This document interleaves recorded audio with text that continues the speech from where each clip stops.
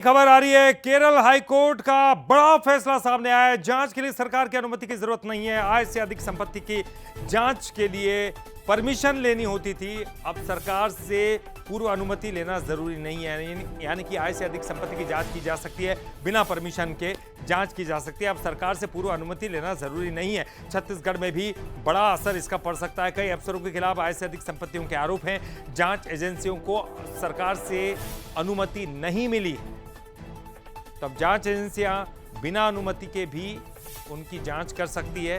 ये अब तक का बड़ा फैसला केरल हाईकोर्ट का है और इस फैसले का असर अब छत्तीसगढ़ में भी पड़ सकता है, क्योंकि यहां भी कई अधिकारियों के खिलाफ जांच करनी है लेकिन अनुमति नहीं मिली है। तो चलिए इस पर ज्यादा जानकारी के लिए बात करेंगे। हमारे साथ हमारे स्टेट एडिटर आदित्य नामदेव जी जुड़ गए हैं।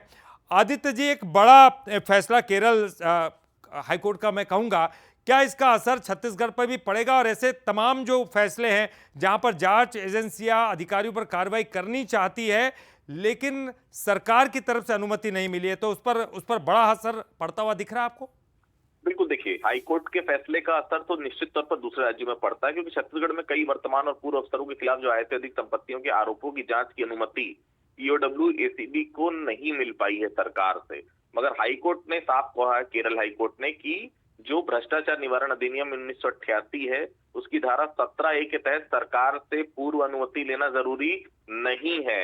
ये अपने आप में बड़ी बात हो जाएगी कि छत्तीसगढ़ में बहुत सारे ऐसे प्रकरण हैं जिसको लेकर जांच करना चाहती है ईओडब्ल्यू, लेकिन सरकार से अनुमति नहीं मिली। ऐसे में कई अधिकारियों की फजीहत बढ़ सकती है, कई अधिकारियों के ऊपर दिक्कत हो सकती है, क्योंकि ऐसे दर्जन भर नहीं, ऐसे कम से कम 50 से ज्यादा अधिकारी कर्मचारी हैं इनकी अभी विधानसभा में भी मामला सामने आया था कि अनुमति नहीं मिलने के कारण उस विषय पर ईओडब्ल्यू जांच ही नहीं कर पा रहा है। अब केरल हाईकोर्ट का फैसले का असर कितना पड़ेगा छत्तीसगढ़ में, देखने वाली बात होगी।